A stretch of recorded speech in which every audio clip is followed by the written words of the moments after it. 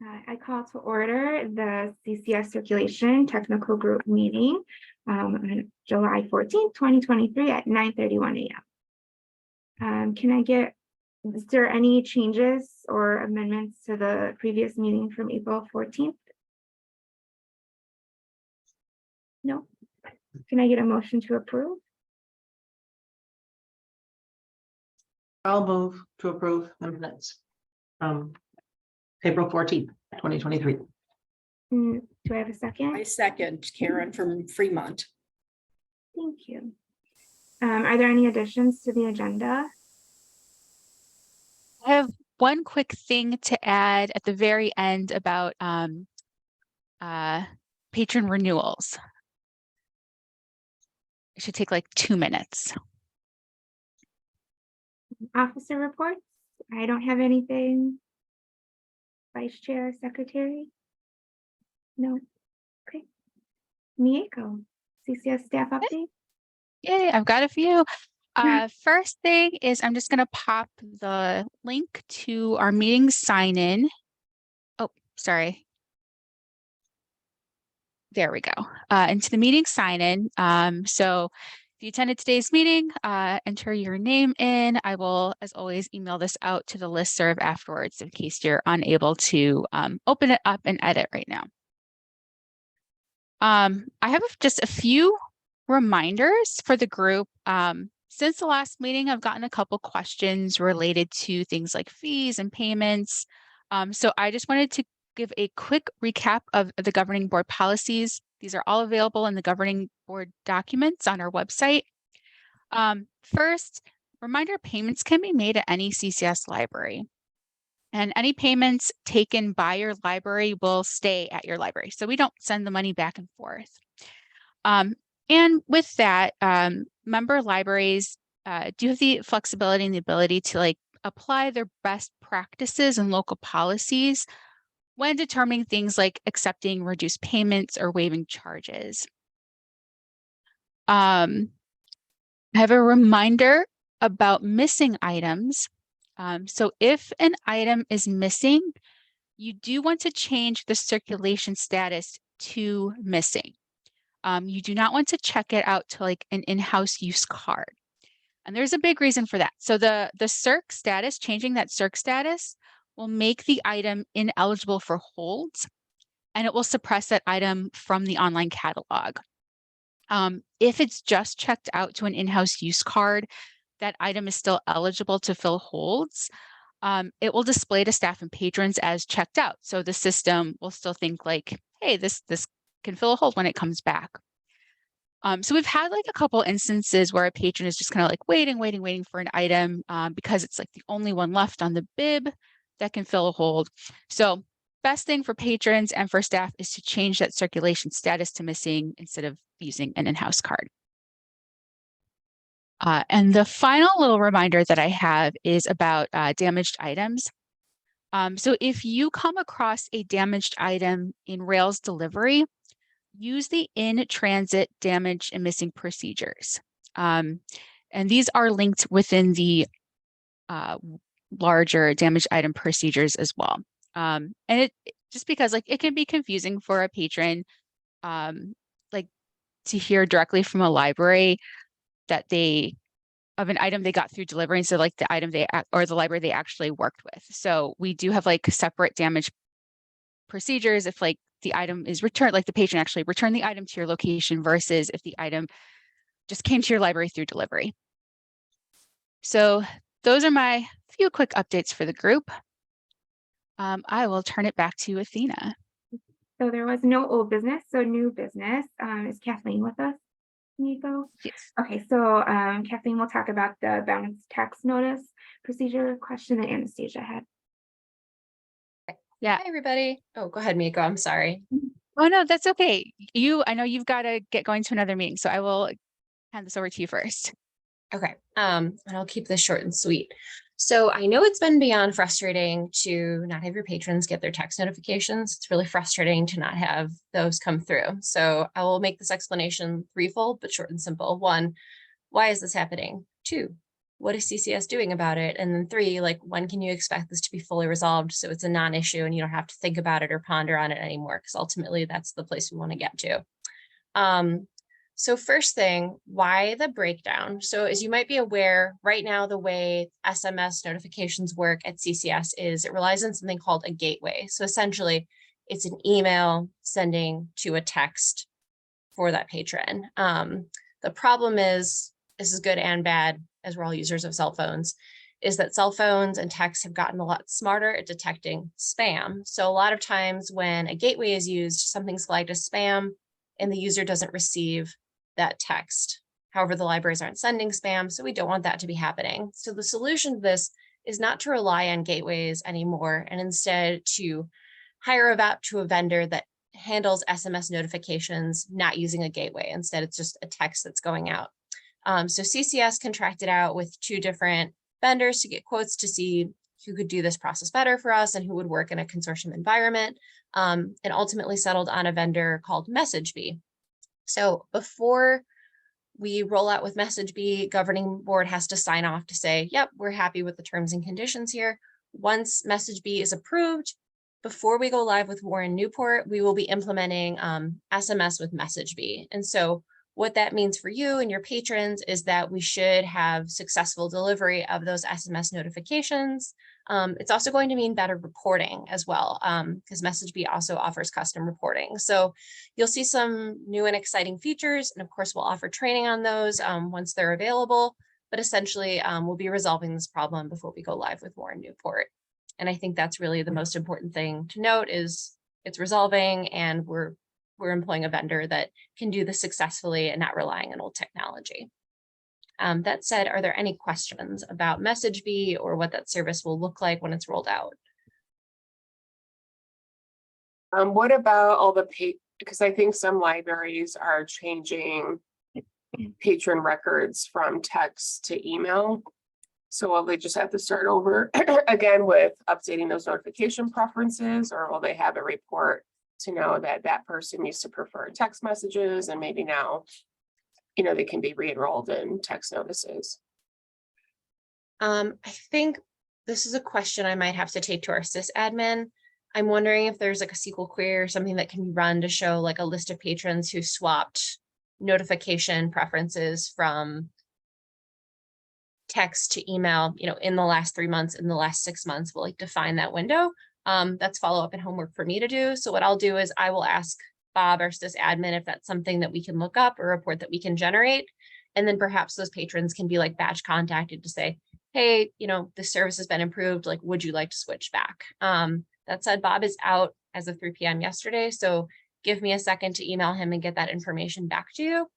If it's not, what I might recommend instead is if perhaps there's like a way to do some PR marketing to say, like, we have a new service, like this is, look at this improvement we brought to you, you know, text is available and reliable. But in the interim, let me ask if that's something, information that we can grab. If not, I think we can help you work to communicate that that service has been improved, whether it's a banner in your Power Pack. I'm sure there's ways that we can let patrons know about that, because we definitely want to let them know about a service that we're paying for that makes communication more reliable. But I'll go ahead and put that on my list of things to follow up with. And chances are, sorry, Kathleen. So when fine. if your library did bulk update patrons from text to another notice preference, not many libraries have opted to do that so far, but there should be a record set available that we use to make that change that would have that patron information retained. So yeah, so we have ways to identify those patrons. That's a good answer. We have ways. I like it. Okay, Ben at Evanston asks, will SMS be via MessageBee, or will email notices and phone also go via MessageBee? We are only using MessageBee for text because our email notices and phone notices have been reliable enough that there's not a reason for us to pay extra money to a third-party vendor to take care of that.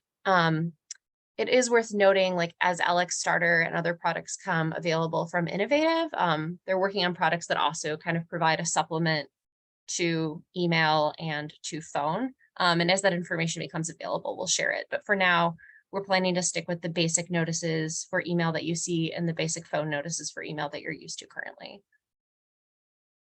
Kathleen, I have two questions. Yeah. Will wireless carriers still be required? It will Mm. still be required, yes. And then will they receive one text for their checkouts, or is it still going to be individual items? That is a good question, and I can get you an answer to that by like Monday or Tuesday. Let me just make sure I write that down. So individual.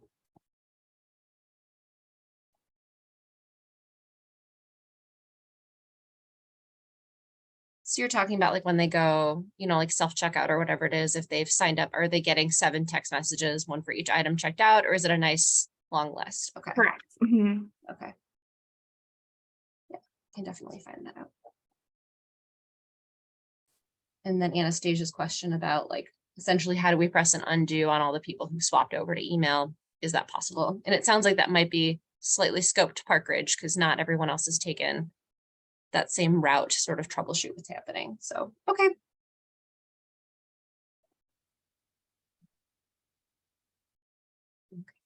Great, those are excellent questions. Are there any other questions at all that I can answer for you or things you're just pondering on how this will work? Yeah, I was wondering again, when is it there would be like some training being rolled out for staff to look at? So we would implement the service before go live day for Warren Newport. I think the important thing to note is like, this will be a seamless, like behind the scenes transition for you. Like you won't have to do anything, but the reporting components that are available as soon as we've got MessageBee online, we'll make training available for that. So I would say with Warren Newport going live, it's Memorial Day weekend, right? Right. Nico? Labor Day, yeah. Oh, Labor Day. I always mix those two holidays up, guys. I'm Mhm. sorry.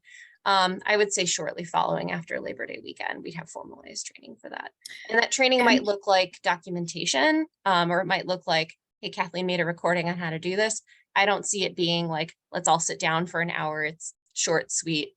I don't need to take up a ton of your time to go over for reporting.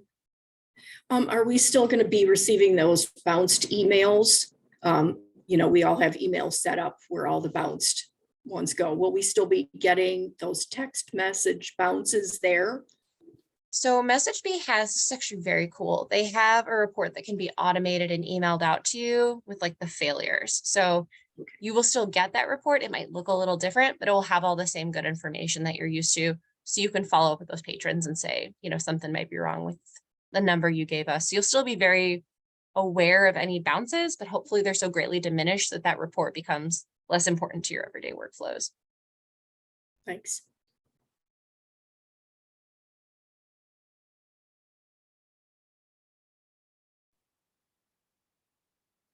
And it looks like Ben is asking, what is MessageBee costing CCS? So I'm actually very proud of this because we negotiated it. So MessageBee gave us 2 versions of their plan. As you know, like every time if you negotiate any e-resource databases at your library, you always know there's like the annual, but like what can I do to save a little money and sweeten the pot here? So MessageBee quoted us for 3 years, $9,000. So it's costing, it'll be $3,000 a year for that service. But that's for all of our 30 libraries, and that's for all of the reporting. So I feel pretty good about that. And we were able to get them to waive the $1,000 implementation cost by going out to 3 years, and then also negotiate that early cancellation wouldn't cost us as much as it typically would. So if you break that down, like our 30 libraries divided out by 3,000 is about $1,000 a library. But I think the importance, I mean, yes, obviously spending more money isn't always like what we want, but I will say it's a necessary cost given that the technology has changed with gateways, because gateways aren't reliable anymore. There was always going to need to be some supplementary service. So I'm glad we're going with that. Kathleen, and this might be a little advanced question, but It's okay. we could then assume then it'd probably increase our CCS membership by like $1,000 a year. Right? That is a question as not our executive director. I don't know. I know that this was budgeted for this year. I Okay, think CCS does a really good job of like budgeting and making sure that like, should something come up out of left field, that it's accounted Yeah. for. And also Anne kindly reminded Yeah. me that math isn't my forte and that it's $100 for library, not 1,000. So I sold myself a little short there. So no, I don't see like $100 ruining and increasing your CCS membership to a crazy, crazy place. If anything, that was the cost of bagels when past met in person. So I think we'll be okay. thanks. Yeah, I was thinking Sure. 1,000 too. No, yeah. Okay, any other questions?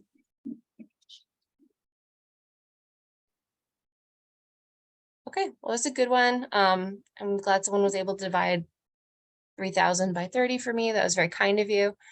Before I catastrophized everyone's Friday. So I hope you guys have a good rest of your meeting. If you do think of any questions, please feel free to shoot those to Mieko, and I'm happy to get that out to you and get you answers. But otherwise, I look forward to resolving this problem and hopefully just creating a non-issue going forward. So thanks, Mieko. You guys have a good rest of your meeting. Yeah, thanks for joining, Kathleen. Okay, bye-bye. Okay, so the next topic is discussion with action from Mieko. 7.4 setting change, canceling holds and held status. So for this, I'm going to share my screen. 'Cause I've got some slides here, and then I want to demo one thing in Leap. So let me get that set. Great. So we're upgrading to the newest version of Polaris, version 7.4 next month. Comes with a number of optional setting changes. The Circ ILL group reviewed some of these available settings, and there were two that they are recommending to enable to the group. So we're taking these to the Circ Tech group today for discussion and a vote to enable or not. So the first setting change is the ability to cancel holds and held status. So right now, at this time, staff and patrons can only cancel holds if they're like still pending, right? If they're requested, paused, locating, or shipped. Anything that is in held status, so anything that is ready for pickup, cannot be canceled. Basically, staff have to like pull that item from the hold shelf and check the item in order to null out the hold. A new setting with 7.4 allows patrons and staff to cancel a ready for pickup hold. And this hold can be canceled by staff in Leap, and it can be canceled by patrons in the Power Pack. So in the Power Pack, patrons will see like a warning and a prompt to confirm this cancellation in order to complete the action. For any canceled held hold, the hold will then be added to a pick list tab to be pulled. So like in the pick list, just like how you have those holds to pull because they're unclaimed, you'll now see any holds that were canceled, held holds that were canceled. So let me demo this in Leap to show you what it looks like. Let's see. So in Leap, I have, oops. Let me stop sharing and reshare because it is only showing the slides. There we go. Okay. So in Leap, when this is active, patron wants to cancel something that is ready for pickup. All staff need to do would be to select the little checkbox and click cancel. That hold moves from ready for pickup to a canceled status. It's added to that pick list list of items to pull. In the Power Pack, let me log in with my test patron here.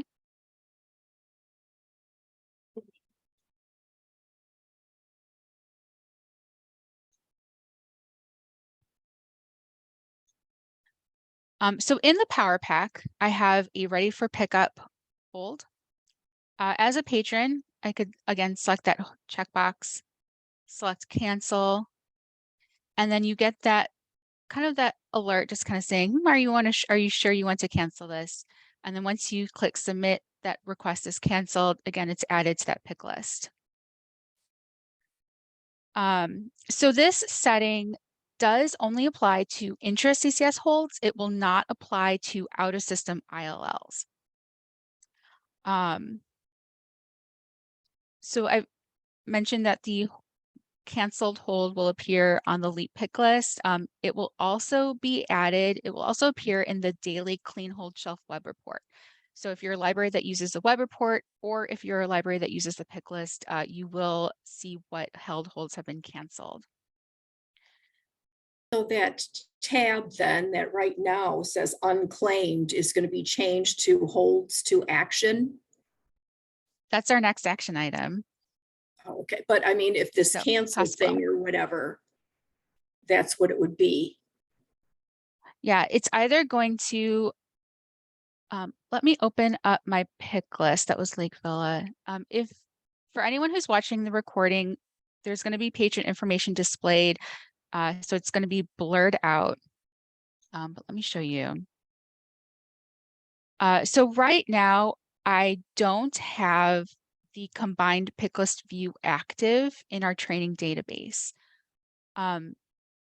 So anything unclaimed is going to be unclaimed. Anything that held holds that were canceled will now appear under a cancel tab.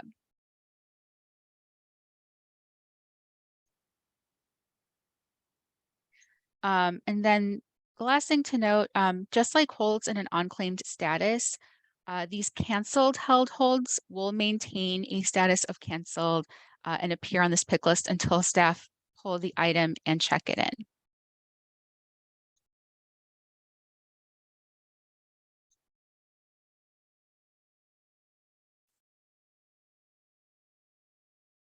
Any other questions about this canceled held holds? So a quick question. So it wouldn't be added to someone's pick list until we actually check in the canceled hold, right? Correct, correct. Mieko, will this also apply to third-party apps like Communico? That is a good question. I'm just making a note to check on that.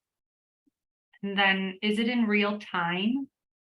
How the pick list is it in real time so staff can monitor that throughout the day versus possibly first thing in the morning? Correct. Okay, so real time, thanks. On Monday, they got a call, they're going to check on the dashboard. Okay.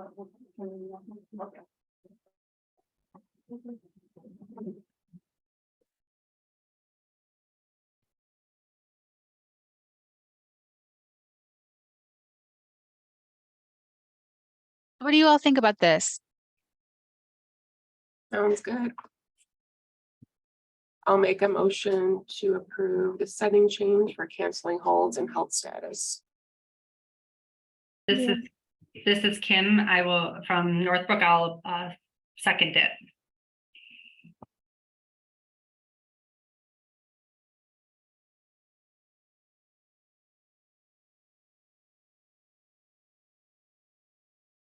We'll go ahead and do an all in favor. Aye. Aye. Aye.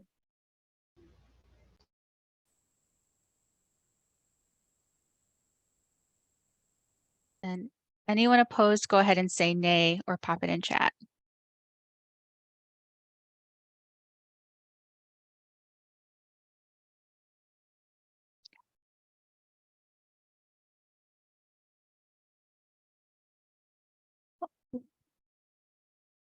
Eyes are still coming in, so I'm going to assume this motion passes. We will enable for 7.4. Then there is one other topic or item here.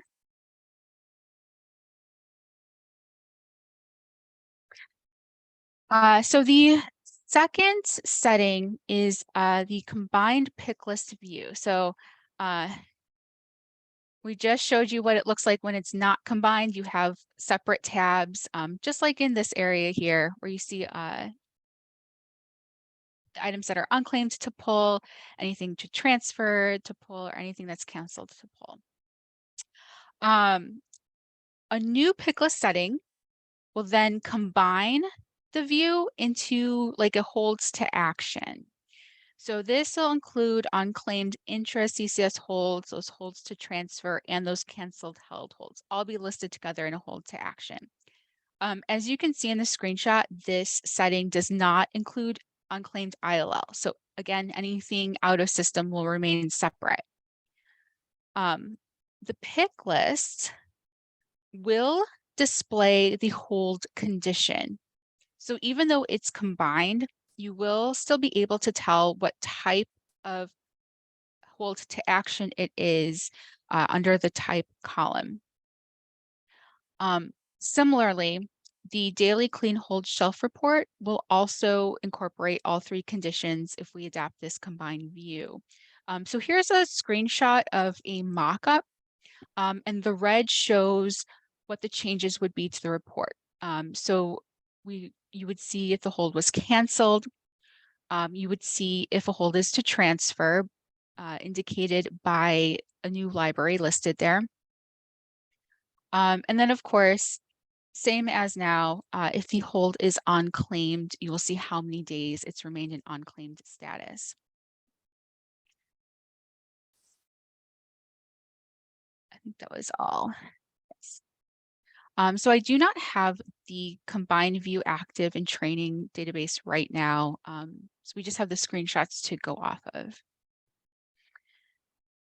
So I will open up for any questions or comments about the combined pick list view.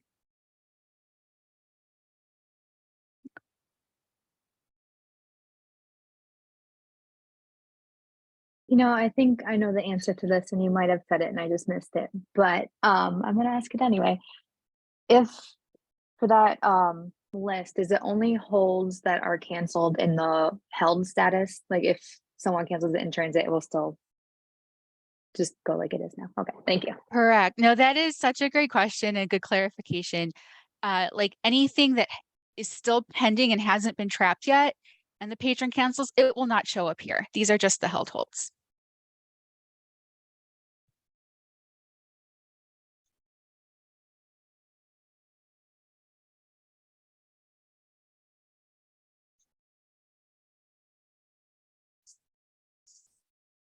I'll make a motion to approve the setting change combined pick list.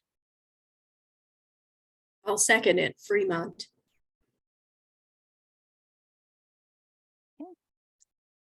Once again, we'll say all in favor, say aye. Aye. Aye. Aye.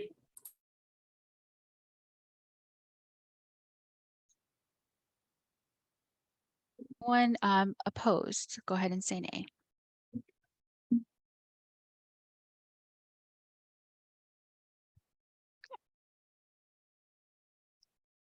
Great. Well, we will enable this setting as well for August for our 7.4. So you will be seeing a lot more over the coming weeks as we gear up for that. And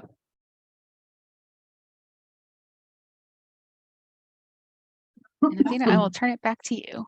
Okay, so the next one is going to be a Warren Newport migration update. Mieko. Let me go back to you. So another thing we're gearing up for is, of course, the Warren Newport migration. So we are working on a page for our website that will have all of the relevant information for CCS libraries in terms of go live. I thought I would take this opportunity to just take a look at the schedule with the group. So a lot of this is going to sound deja vu. I know a lot of you were here for our previous migrations with Grayslake and Palatine and Morton Grove and Indian Trails. So it all kind of follows the same pattern. So the go live is once again scheduled over Labor Day weekend to cut down on the time staff are working in offline. And this is just kind of like the high level overview here of the Go Live week. So Thursday, August 31st, Warren Newport will begin using Polaris offline. So Innovative will be extracting their data at that time. Then September 1st, Friday, September 1st, all CCS libraries will start using offline, and we start loading Warren Newport's data.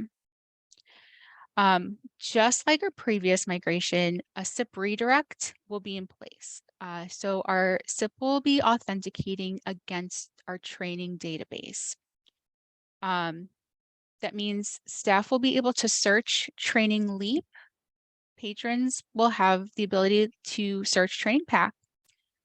So it will be, outdated by 1 to 3 days, depending on when you're looking at it. But it will at least be available as a reference tool. And the databases will also be authenticating against the training database. So all libraries will be question what time on Friday at the beginning of the day. So you will start Friday offline. All libraries will be offline Friday, September 1st through Monday, September 4th. Again, this is Labor Day weekend. I believe all our libraries are closed on Sunday and Monday. So this means staff will be working in offline Friday and Saturday.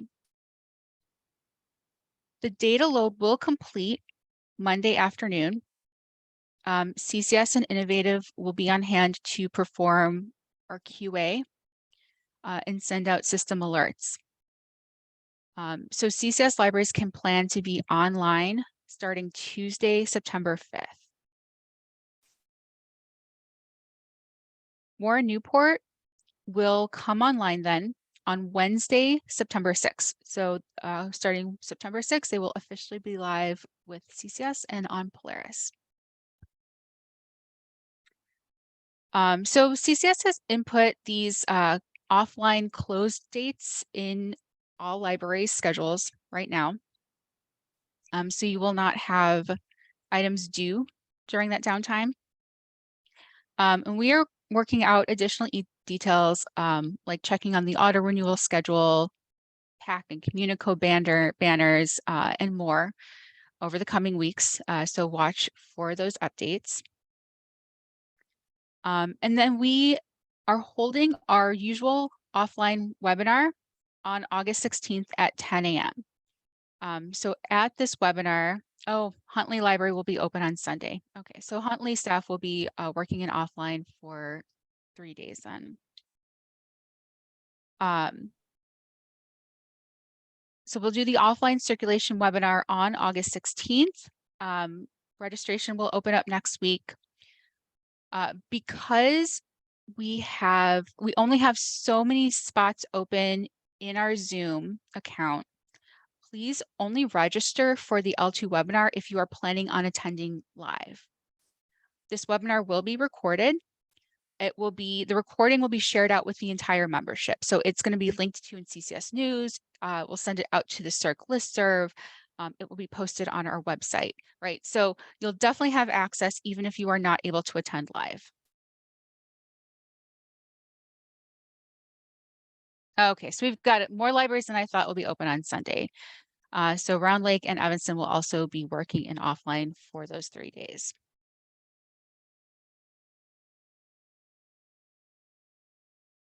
So again, the big place to watch for updates is CCS News. Anything new information that's coming out, anything we need staff to prepare for will be posted in there. So if you're not subscribed for CCS News, open a help desk ticket, we can get you on that email list. The webinar on August 16th will also be recorded so we can watch it later. Absolutely. Absolutely. Nico, on a side note, do we know if they have RFID? They do. Would it be possible in the information that we post on the website for libraries to get their RFID codes for their tags? Yeah. Okay.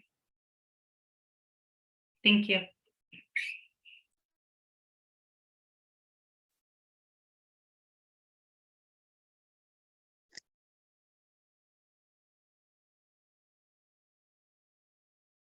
Diego, can I ask one additional? As you mentioned, we've gone offline several times and it's kind of changed since the beginning. Are you guys going to talk about what we're going to do with self-checks and sorters and all that kind of stuff in the webinar? Yeah, we'll touch on some things you can do with your sorters and I just all want those to, like additional tools. they all start blending together and I'm like, wait a second, I can't remember if we can do this or do that. Thank you. I remember one time we had to unplug all of our network cables because our self-checks were checking out to the training database. I remember that too. Do we have a date also when we should stop OCLCs to Warren Newport? You know, we have not started to think about that. We've not gotten to that point. No problem. Yeah. We can talk to Warren Newport and see, discuss the transition.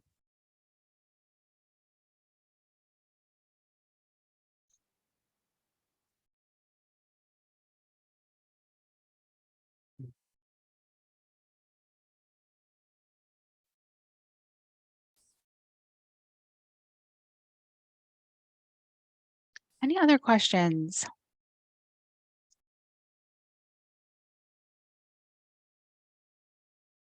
Nope. Like I said, you'll be getting so much information in August about the go live. It's coming up quickly.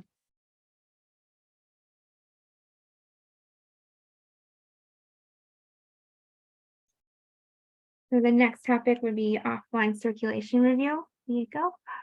Yeah.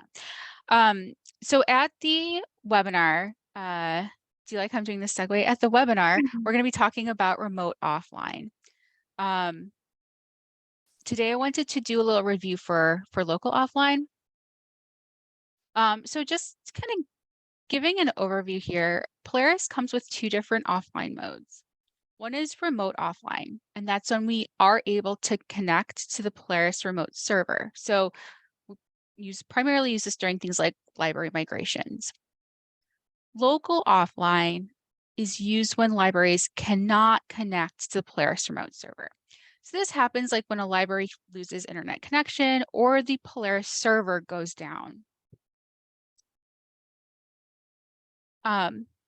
There's a couple big differences also then with remote versus local offline.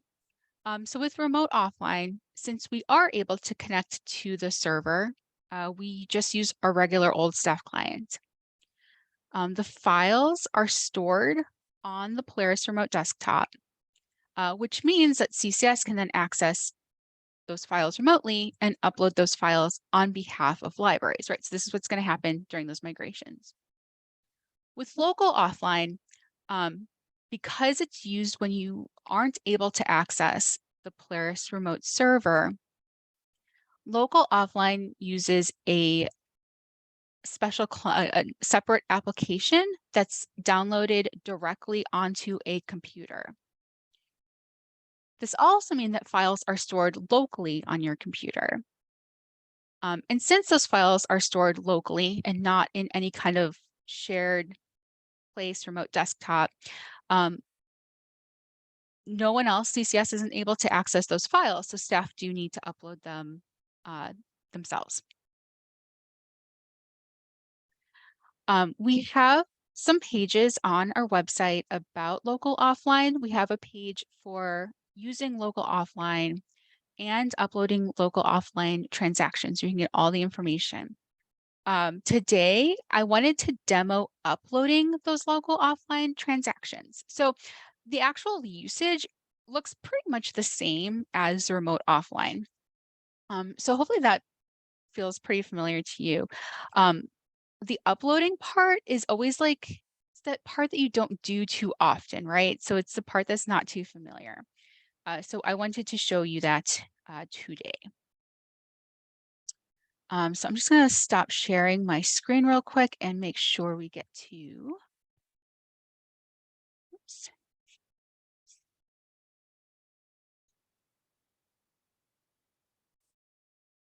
Why can't I get there?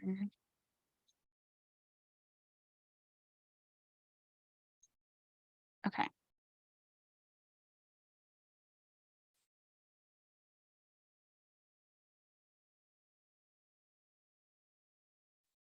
So with local offline, the very first thing you want to do, and this should only be like a one-time thing you need to do. You want to make sure that hidden folders are visible on any computer that uses local offline. Otherwise, those offline transaction files are going to be hidden. So how you will check for hidden files, you'll want to work in your File Explorer. I'm in Windows 11. If you're on like Windows 10 or a different version, this may look a little different. But you can check for hidden folders by looking at View. And then mine's nestled under this Show option. And you see I've got a little checkbox next to hidden items. This just means hidden items are visible to me. So once you make sure that your hidden items are visible, let me get back to my home screen.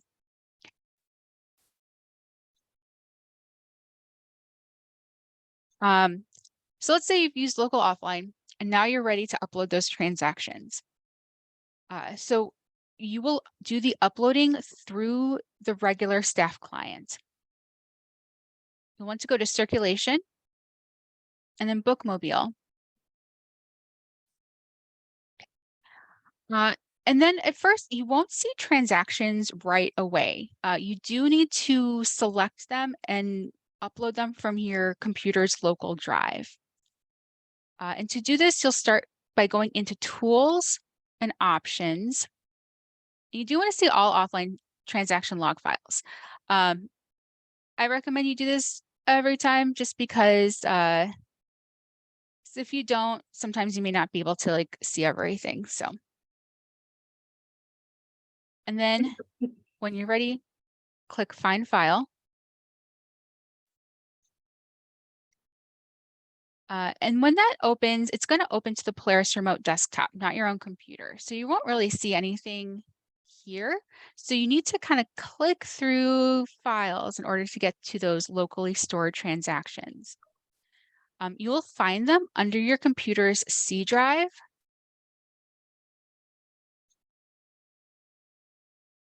And then you'll kind of click through some file pathway here, Program Data, Polaris. And then you'll select the folder for your current version. We're working on version 7.2, so that's what my folder is. Once we upgrade, you'll see 7.4. And then you'll have an offline transaction folder here. So I'm just going to double click in there. And now I've got a transaction file. See the TRN indicates it's a transaction file. And if I double click that, it will upload it into the Bookmobile. So from here, if you want, you can select the item and click View File if you wanted to like preview how many transactions are on there. And then whenever you're ready, just click Upload File. You do have the option to telling Polaris if you want to like pause for any errors or if you just want to have it run through the entire file and get error reports in the end. I always tend to like to continue and get error reports in the end. That way I'm not interrupted too much. Once it uploads, then you will have a report down below that will tell you if there's any errors, if there's any warnings, right? So again, errors are things that cannot complete. A warning is just like an alert. So I had a couple warnings here. That means that the items did check out, but Polaris just kind of wants to tell me, hey, something you may want to be aware of here. So one thing I just want to One other thing I want to mention here about these transaction file reports. Once you close out of the Bookmobile and you open it back up, you may not see the files there anymore, but a copy may be saved to your local offline transaction folder. So I'm just going to open up my File Explorer again. And we're going to follow kind of that same pathway. I'm going to head to my C drive, my program data folder, my Polaris folder, 7.2, and then offline transaction. So when we first opened this up in Bookmobile, it gave me that TRN, that transaction file. Now I have all of these like DON files, text documents. So these are copies of those error reports that are generated after I upload a file.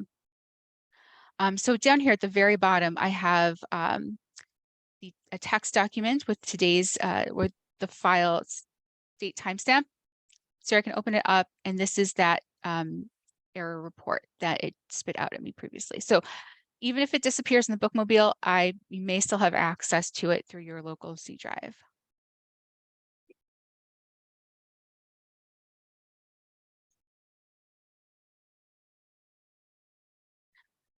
Good question. Should we have small files, or is an all-day offline transactions okay? We always recommend closing out maybe every hour, every 2 hours. Smaller files are, well, smaller files are better than a big all-day file. That's because if something happens to an individual file, you don't lose an entire day's worth of transactions.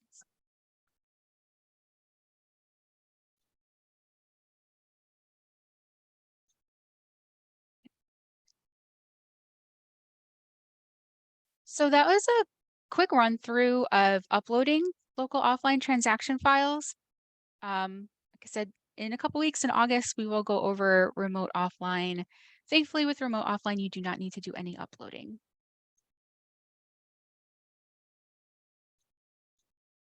So the next topic is circulation distribution emails. Mieko. This is going to be a lot shorter than what I have on the agenda. I was hoping to be able to tell you today that they are live and ready to go. Our IT department is still putting them together. So once they are ready, we'll post a page on our website under the how-to section that will give you a list of all of the library's distribution emails. And then I'll send out an email to the CERC listserv, just letting you know these are ready to go. This is where you can find the distribution emails. So still to come for that one. In-house check-in. Kim asked, does your library use in-house check-in? And if so, how do you use the data? Thanks, Athena. We were just trying to gauge how other libraries, if they use it, because Mieko, Donna, and I had talked, and it doesn't necessarily do a last activity date, and you'd have to pull specific data. Just wondered if anyone uses it. Besides, like in circulation, not a specific public service desk outside of CERC. Lake Forest uses it. How do you use it, Tori? Well, the children's department, I know particularly, we have a lot of parents who come in and spend 45 minutes sitting in a circle with their kids, reading books and stuff to them, then they plop them down and leave the building. And so the children's department uses those numbers. They're a consideration when they're determining whether or not an item should be pulled. It may not be going out a lot, but it's being used a lot. Yeah.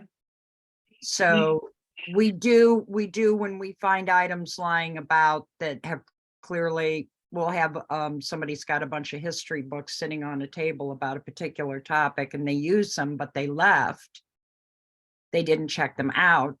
The librarian will have us run them through the in-house, and it's a count for them to look at to see if the item is at least, how much is it being used? An in-house might be different, but it might turn the tide if they're leaning one way or another.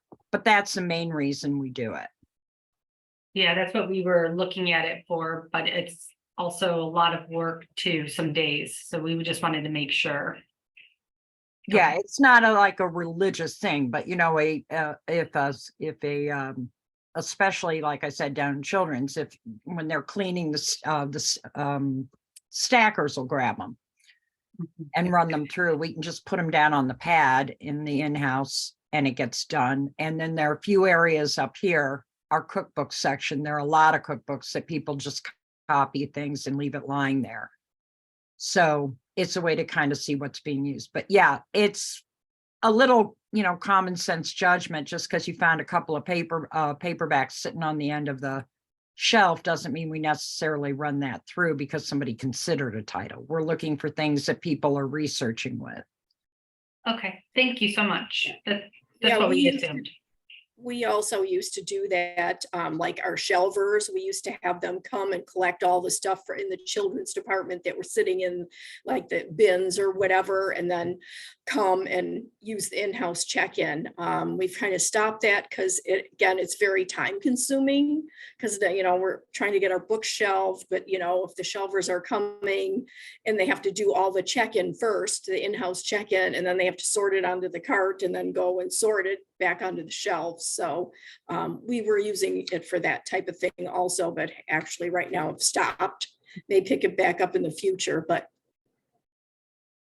Yeah, we transitioned. We just bring everything down and run it through the AMH now. So that way, if someone found something out of order or anything, or it's like a random book, we just run it through the AMH and then get ready for it to be reshelved. So we went from that process, but we were seeing if we needed to go back to it. But it sounds like I like your idea, Tori. That answers my question. I'm okay unless someone else has anything. We use. Can we use it? Oh, go ahead. We used to use it at Niles as part of our board report statistics to show the additional work that pages were doing in addition to the check-in numbers. But we've stopped doing it and we just run it through the sorter now as well. It's just more efficient for us. Yeah. Yeah, because it shows up in statistics that way too, as something scanned on the machine. So that, yeah, okay. Dana, you were gonna say something? Oh, that was me. Oh, yeah. Oh, that was you. Okay. Oh, Sorry. it was me too, Kim. You had it right. Okay. We use that displaying similarly for the board report, and actually John LaValle could probably speak on it more, but we do it once a week, every third week of the month. But Fernando, who is also on this call, came to me because it was really cumbersome on the pages. So we kind of split it up between the clerks and the pages, where the clerks would gather all the materials and then the pages, and then give it down to the clerks who would check it in. And it's just all kind of gathered. And it's nice because even when we have heavy loads of work, that's kind of like the last priority. And John gathers all the numbers by the month instead of like the day. So it's nice because we can still have that stat in our board report for the additional work, which the board likes. And we've relieved the workload on the pages.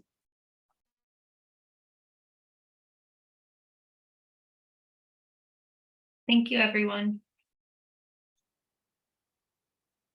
And then the last topic was the patron renewals that Mieko added. Yes. Asking a quick question to libraries whose cards have expiration dates.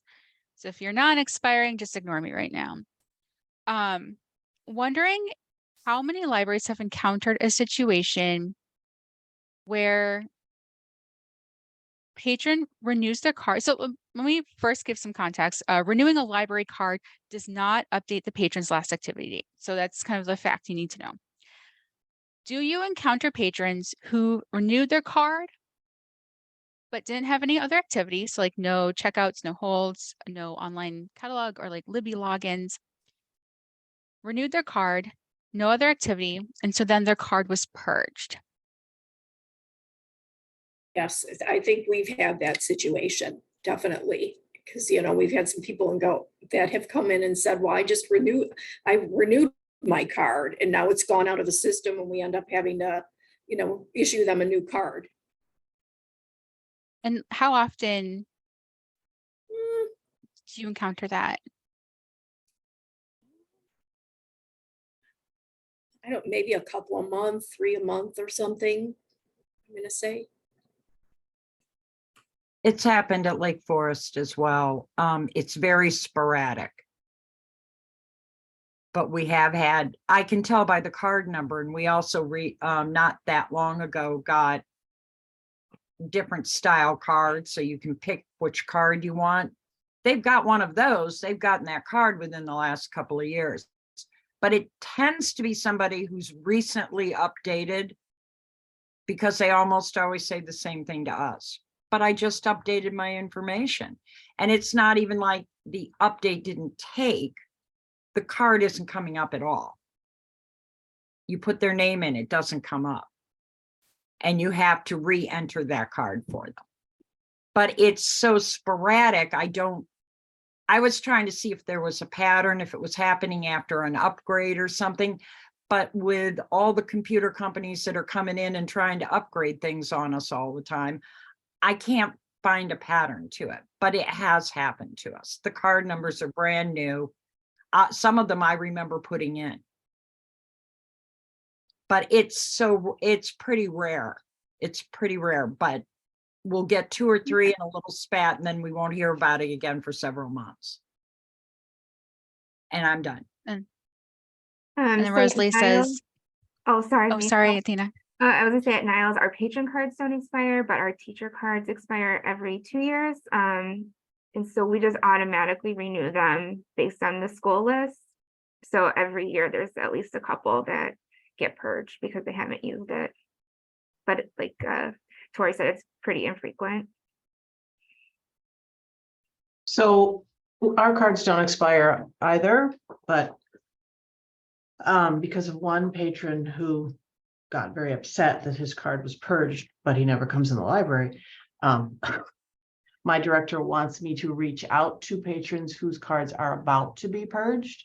So that's why I asked you that question the other day, Mieko, was what can I say to them in this letter that I'm writing to them to, and I didn't realize that just adding years to the renewing the card could still potentially, their cards could still potentially be purged. I did not know that. And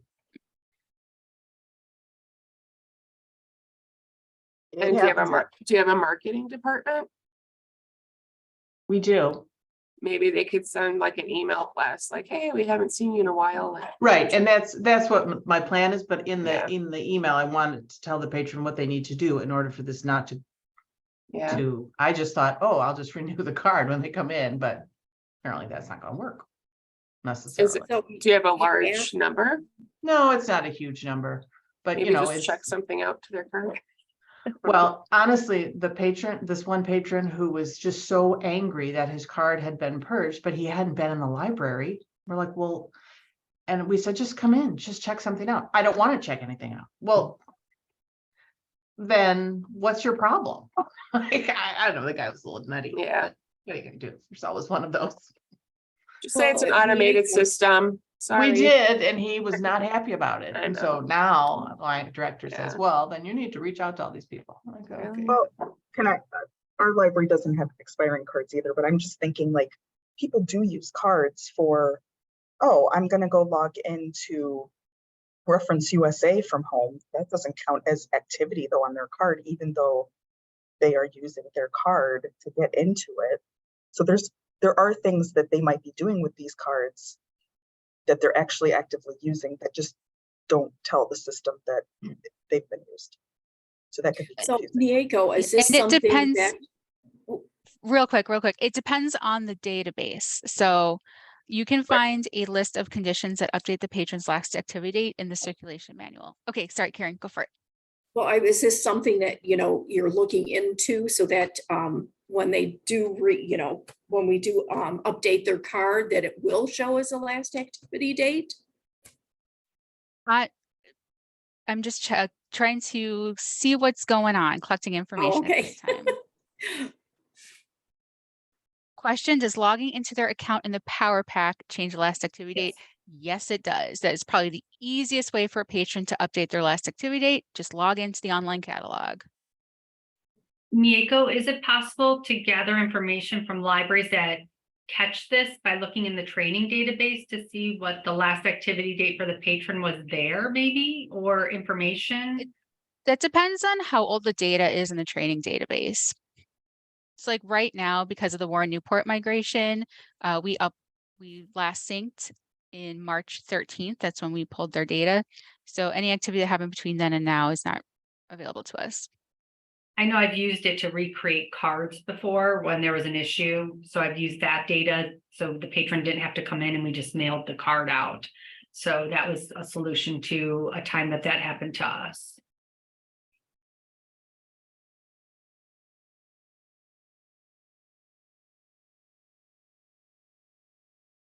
Cool idea, Kim. With the national change of address, you had to get crafty. I want to grow up to be Kim.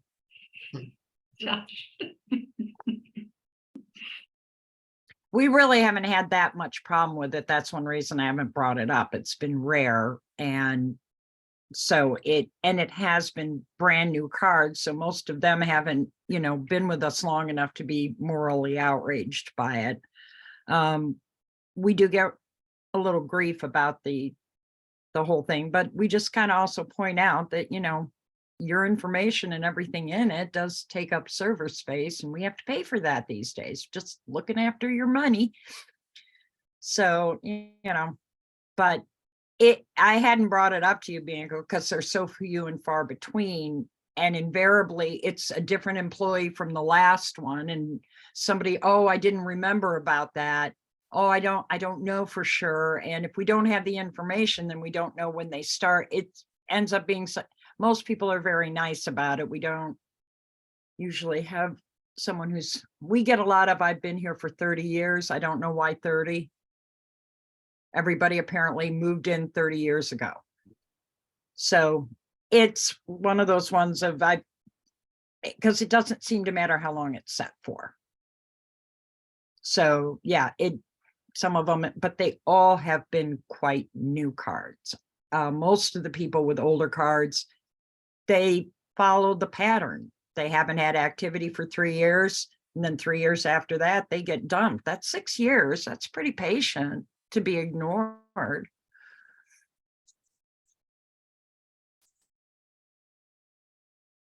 Well, I appreciate the feedback. If anything comes to mind, feel free to send me that info in an email.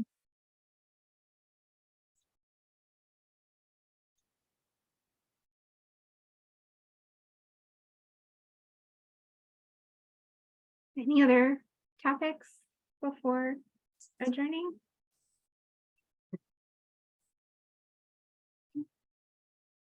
Can I welcome Matthew Hoffman to Wilmette? Well, thank you, Kim. I'm happy to be here. Thank you, Kim, Anastasia. It's very exciting. So, of course, many of you I've worked with before, sometimes filling in at the CCS meetings, but this is my first time as an acting manager, so full-time manager. So I'm excited to be here, and I look forward to working with all of you in the future. Thank you again, Kim.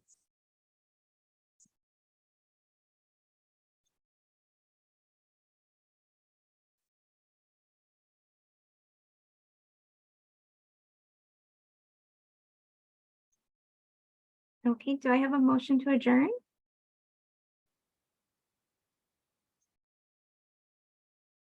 Corey will so move. Is there a second?